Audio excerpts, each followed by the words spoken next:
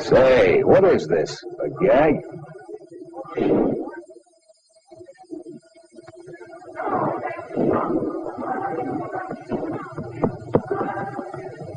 No, it's no gag. It's as serious as death. It doesn't matter what this civilian does with his time. If he wants to toss a ping pong ball down a bowling alley, it's his business. But in your business, brother, it matters. You just don't use a .45 caliber pistol cartridge like this if you've got a tough job for a walloper like the 105 millimeter howitzer shell. Don't get the wrong idea. They're both good. But they have different jobs to do. Between them lies the whole range of infantry ammunition and all the destruction and death it can produce.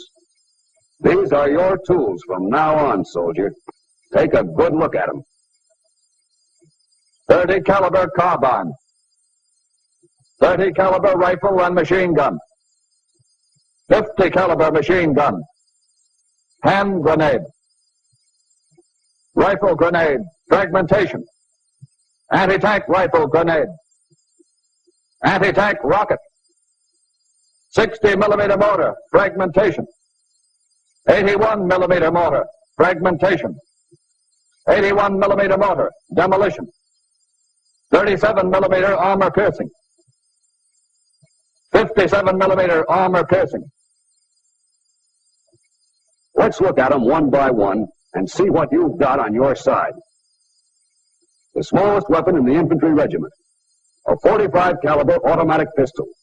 It's a quick-handling, rapid-fire weapon with a real wallop. Beyond 50 yards, it won't penetrate armor, even light armor like this steel helmet. But the heavy slug has terrific shock power.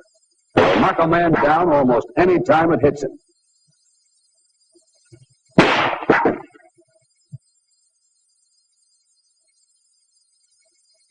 You can use it in a tough spot at close range. But the real bite of the infantry is 30 caliber ammunition. This is the stuff you're going to have to live with. You'll use both types, 30 caliber rifle and 30 caliber carbine. Take a look at the carbine first. It has replaced many pistols in the infantry regiment. It's most effective at short ranges, where you can fire 40 aimed shots a minute. At a range of 100 yards, this is what the carbine can do to a Nazi.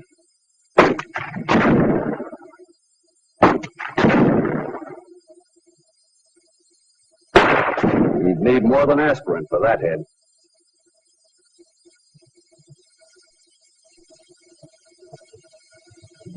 Those monkeys aren't all behind trees. Take your time. A lot of these guys are going to be dead if you take your time. Squeeze them off, make it good. Pretty handy, that carbine. Even though it weighs only 5 pounds, it's a killer if you know just when to use it. Don't try to knock out a tank with it. But if a truck like this comes along, 5 pounds of carbine can be more effective than a 5-ton roadblock.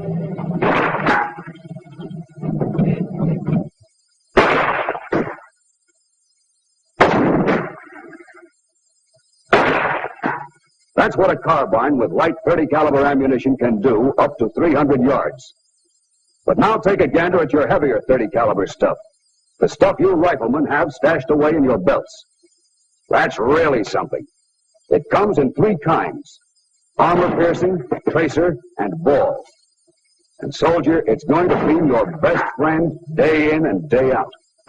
Whether you fire it with the M1, the 03, the M1917, the BAR, or a machine gun, the penetrating force is the same: murderous. Remember what the carbine did to this German helmet? It went through easy enough, but the rifle slug just blasts through steel as if it were brown paper. Yeah, and it can do a lot more than plow through a helmet. For instance, that looks like pretty solid cover, doesn't it? An oak tree 12 inches thick. Now watch that bucket.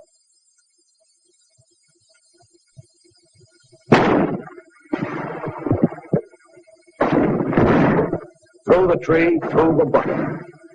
That would make a pretty dead Nazi. Maybe you never realized what that 30 caliber of yours can do. Maybe you forgot. Well, take a look at this concrete wall. It's 4 inches thick. On the range, you find out that your rifle is the most accurate in the world. Now you'll see that it's got a punch to match. Anyone using that wall for cover would do it just once. At ranges up to 200 yards, armor-piercing ammunition can smash through this kind of wall any time, any day.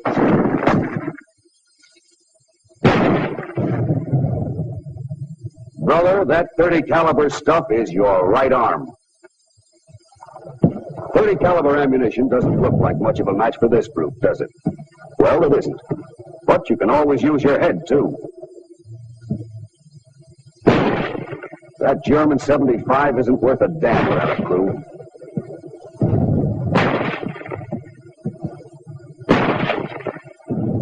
Sure, the gun's still there, but so is your rifle. Plug the recoil mechanism. Or smack him in the eye, knock his sights out. That's a pretty sight, a blind German gun. You can put the clincher on it, knock it out for keeps with an incendiary grenade.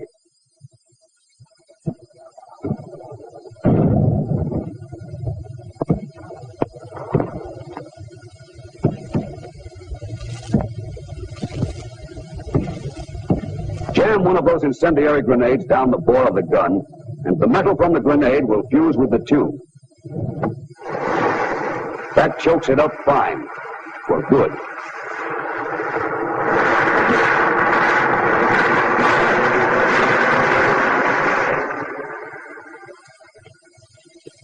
Plenty or nothing.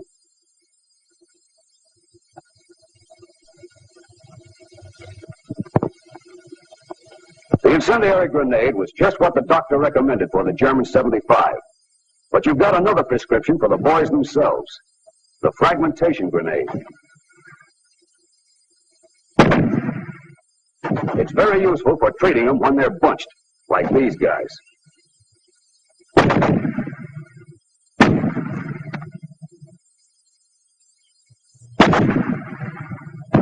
Flying fragments will give them a long rest cure. You've got different grenades for almost any situation. Suppose you're in a spot and want to advance behind a smoke screen. Well, reach into your bag for a white phosphorus hand grenade. It throws burning particles as far as 20 feet.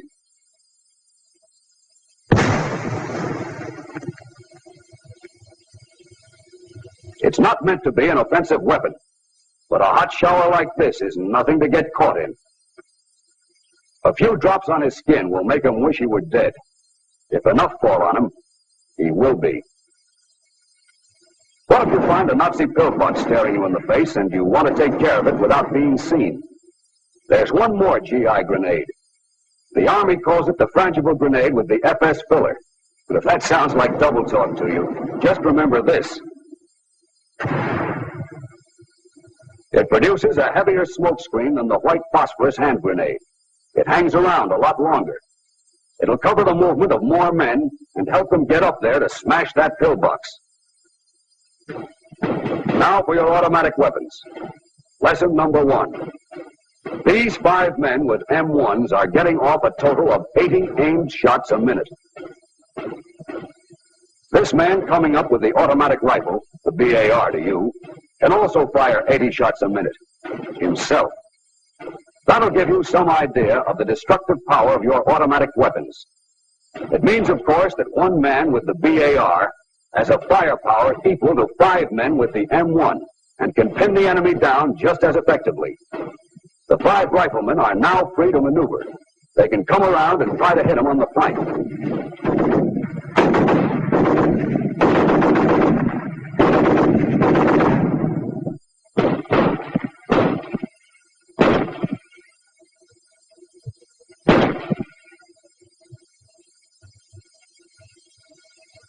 A powerful weapon in the hands of a well-trained man.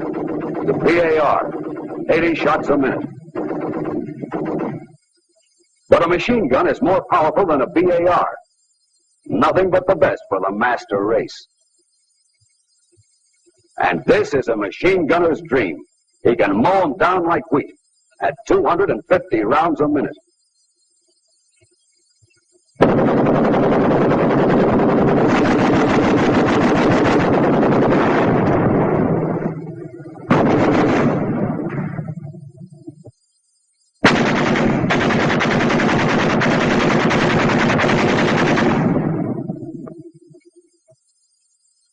That's still the same .30 caliber you've got socked away in your cartridge belt. Coming out of your M1, it's deadly, sure. But when it's pouring out of a machine gun, light or heavy, it can make a man look like a sieve in a matter of seconds. Machine guns can tackle all kinds of targets. For example, it's got plenty of pepper for a dish like this.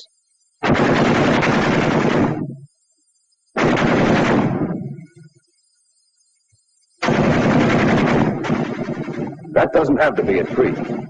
Your machine gun can do a lot more to something that's breathing.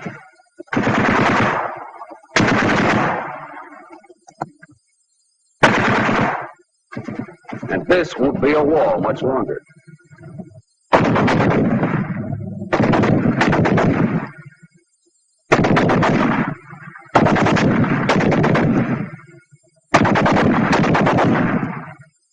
But the main job of a heavy machine gun is to cover an area with bullets.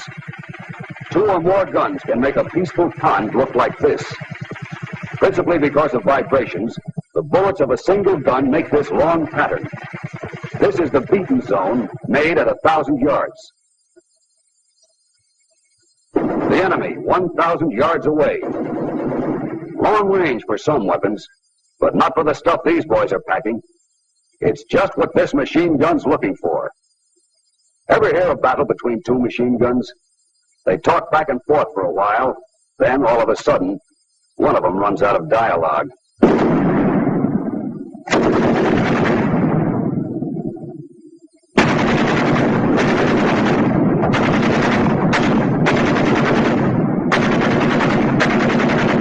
Our machine gun has a good position. It's protected from flat trajectory fire. But the enemy has mortars.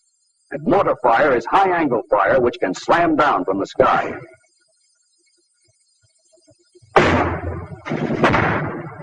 There's only one thing to do in a case like this. Get ready to move to another position.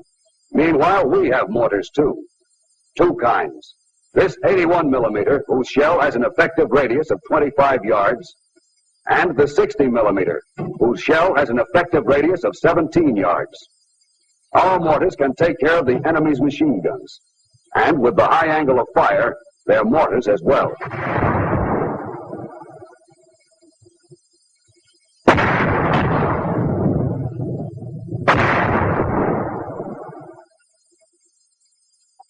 Of course, an exploding mortar shell can kill. But let's see just how convincing it can be. The overhead cover for this command post is 2 feet thick, made of dirt and logs, and a swell target for the 81 millimeter heavy high explosive shell. The shell weighs 10 3/4 pounds, and it's equipped with a delay action fuse which explodes after penetration.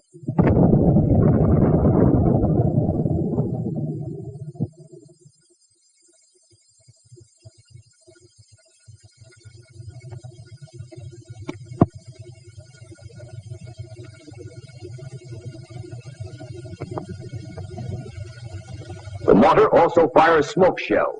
The white phosphorus may set fire to very dry materials, and it will produce casualties. But its main job is to blind the enemy with a heavy white smoke.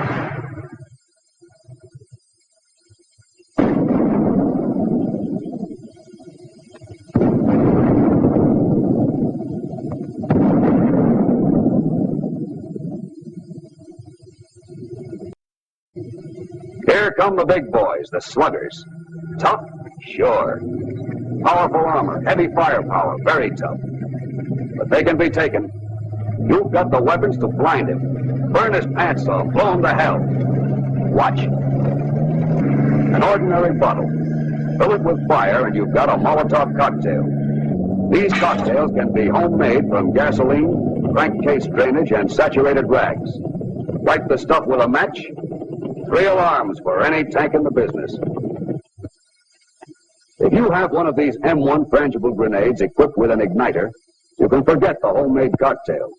But whichever you use, the Molotov cocktail's no party for guys in a tank. You may not always have a cocktail, but you will have a rifle. It won't rip the tracks off a tank or puncture the armor, but a rifle can make it button up. You can jab his eyes out.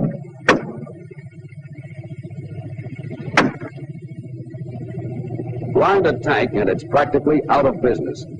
But you don't have to gamble on hitting a target as small as a slit if you've got an anti-tank grenade. This is the most powerful weapon you carry. It makes you a walking arsenal. It weighs 1 1/4 pounds, and it'll do a go-to-hell job on any light or medium tank.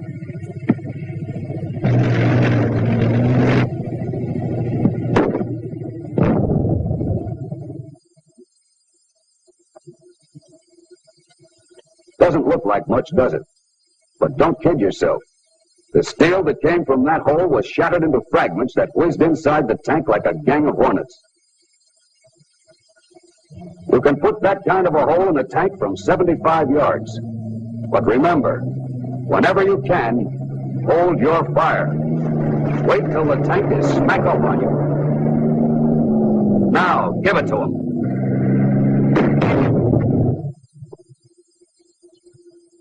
Hit him square where the armor is thinnest, on the rear or side.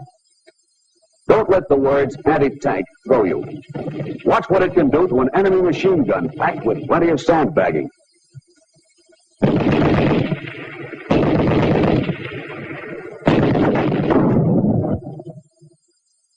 See? It doesn't have to be a tank for the anti-tank grenade to go to work. But the anti-tank grenade is not the only one you can fire off the end of your rifle. For example, you can't lob a grenade by hand at these Nazis. They're too far away. But you've got fragmentation grenades. And if you launch them with either your rifle or carbine, it's like sending your Sunday punch airmail. There are 2 kinds of fragmentation grenades. This one is time-fused. You fire it when you want an air burst above the ground. The other one has an impact fuse, like the anti-tank grenade. It explodes as soon as it hits hard enough ground. Both fragmentation grenades carry about 200 yards and have about the same effect.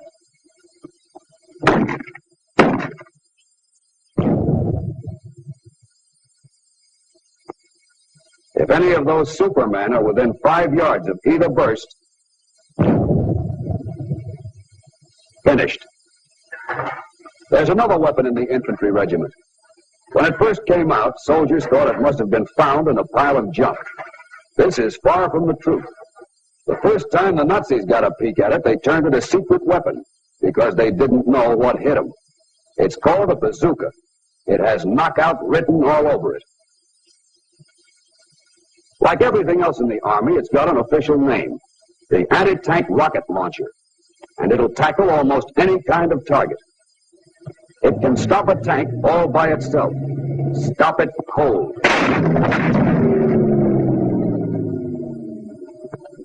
A few on a railroad, and the enemy goes back to mules. A sandbag emplacement is no place for the enemy to hide. Not when he's hiding from the bazooka.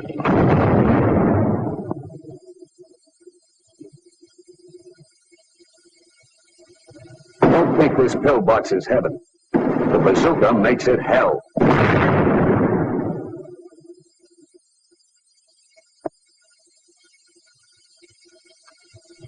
But the bazooka has one special dish, a light or medium tank. It'll knock a hole through the sides of a tank all day, from any range up to 200 yards. Okay, you've seen a rifle smash a vision slit. You know how the anti-tank grenade and the bazooka can plow through armor. Now let's see how the 37mm anti-tank gun earns its keep.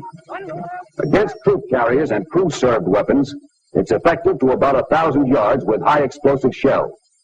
The armor-piercing shell will do the job against tanks to about 400 yards, and against half-tracks and armored cars at ranges up to 1,000 yards. On wheel, hot! It has a high rate of fire, 30 shots a minute. That means a steady stream of hot steel. Fire! Hey! Fire! Zero lead! Red! Fire! And because of its flat trajectory, it's a real sharpshooter. It can hit a tank square on the button. It won't penetrate a medium tank's front armor, only dent it. But just let the tank turn its side.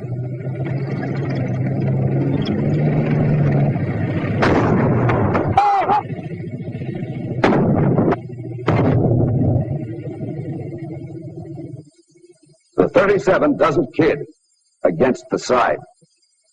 Left front! Carbine! A tank isn't the only target the 37 can smash.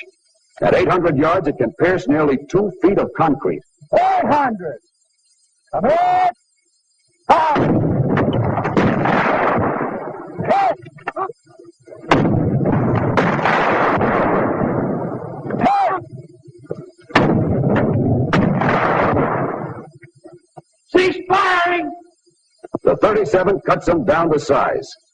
In this case, the projectile penetrated 21 inches.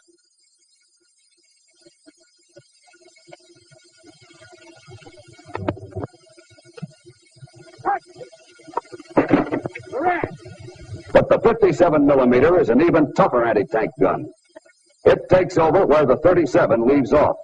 And at 800 yards or less, it's deadly. Like the 37, the flat trajectory gives it bullseye accuracy.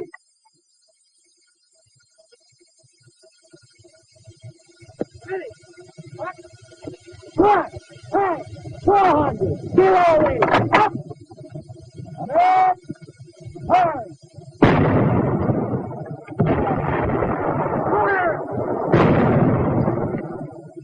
It can smash a hole like this through any part of a tank, front, sides, or rear. Direction left, It goes for concrete emplacements, too. right, come on, 800, red, fire.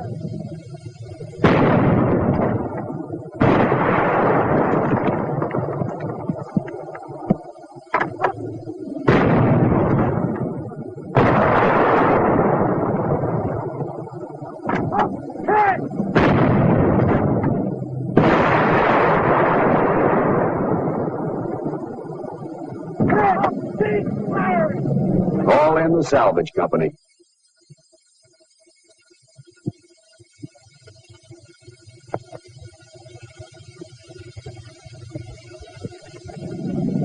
Some people say this is an air war. Maybe so. But don't sell short on the infantry. Even if you feel like burying your head, don't. That won't bring him down. When you're ordered to, your job is to try to get him. A plane flying low over troops has often been knocked down by small arms fire.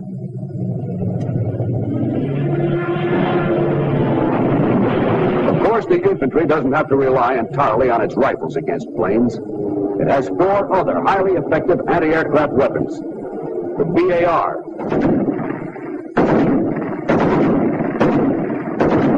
the light machine gun,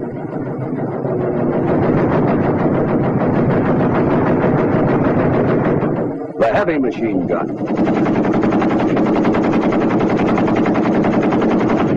and most vicious of all, the 50 caliber machine gun. This is the baby flying fortresses protect themselves with. The Nazis hate it, and the 50 has been known to make Jap strafers pretty shy. Don't forget, a plane's got a lot of vulnerable spots, like the engines or the pilot. So keep that lead hot.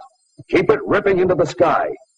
Even though you don't knock them clear out and down, you can still wound them, chase them off, make them go flapping and limping home to lay up for repairs. That's your job. Hit them with everything you've got. Here's the infantry regiment's largest and most powerful weapon, the 105 millimeter howitzer. It's the infantry's bulldog. It goes for targets too tough for any of its other weapons. Enemy cannon, anti-tank guns, concrete emplacements, roadblocks. Its effective range is nearly 3 miles, and it's light and easy to handle.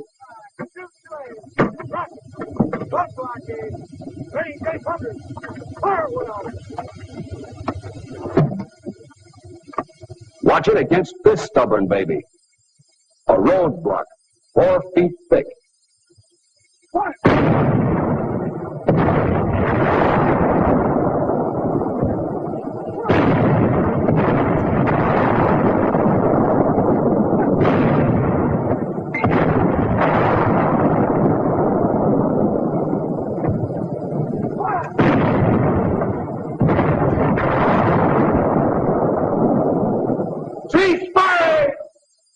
This is the result of only 5 shots. To blow it off the face of the earth would probably take 15.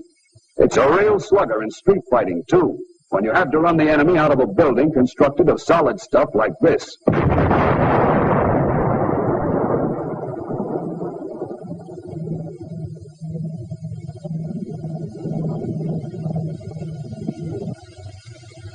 Here are the 2 whoppers the howitzer pounds out. Assassins, both of them. The high-explosive shell for jobs like the roadblock, and the high-explosive anti-tank shell for jobs like this.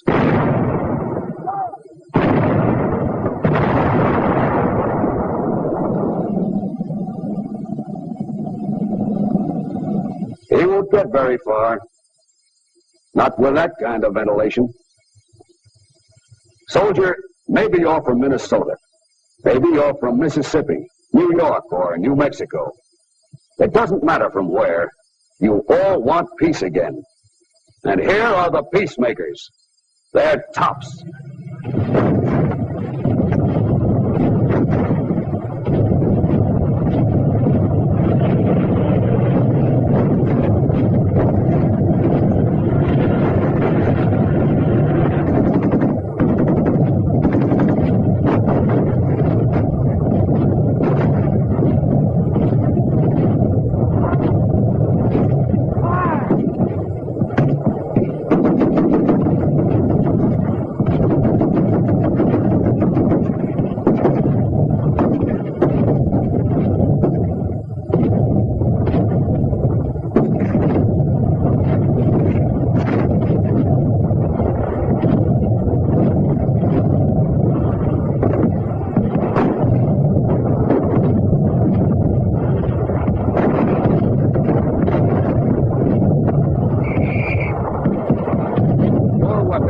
Everything you've seen in this picture and more.